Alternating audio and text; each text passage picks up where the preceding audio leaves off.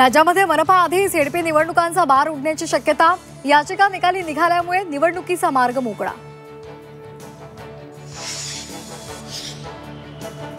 सांगलीच्या इस्लामपूरमध्ये बंदची हाक, पडळकरांविरोधात जयंत पाटील समर्थक आक्रमक। शहरातील दुकानं बाजारपेठा बंद ठेवून जयंत पाटलांवर केलेल्या टीकेचा निषेध। ठाण्यामधील वाहतूक कोंडीवरून मनसे आक्रमक, मनसेचे महापालिका भवन ते तीनहात नाका जंक्शन इथपर्यंत भव्य साखळी आंदोलन। ठाण्यातील संस्थांसह नागरिक सहभागी होणार। वाल्मिक कराडचा राईट हँड गोट्या गीतेसह 5 आरोपींवरील मकोका रद्द, 2 आरोपींवरील मकोका कायम। परळीमधील सहदेव सातभाई यांच्यावर झालेल्या खुनाचा प्रयत्न आणि लूट प्रकरणामध्ये मकोका लावला होता। दिलीप खेडकरांच्या फरार ड्रायव्हरला नवी मुंबई पोलिसांकडून अटक, ट्रक चालकाचं अपहरण केल्या प्रकरणामध्ये कारवाई।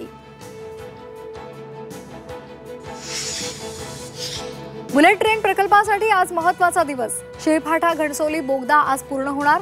नवीन बोगद्यामधून एकाच वेळी 2 बुलेट धावणार। राज्यामध्ये 25 सप्टेंबर पासून पावसाचा जोर वाढण्याचा हवामान विभागाचा अंदाज, दांडी आणि गरबाप्रेमींचा हिरमोड होण्याची शक्यता।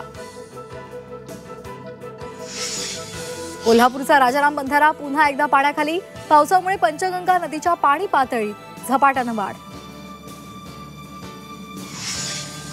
राज्यामध्ये 1.5 महिन्यामध्ये अतिवृष्टीमुळे तब्बल 23,70,000 हेक्टर शेतीचं नुकसान। विदर्भ आणि मराठवाड्यामधील शेतकऱ्यांना सर्वाधिक फटका।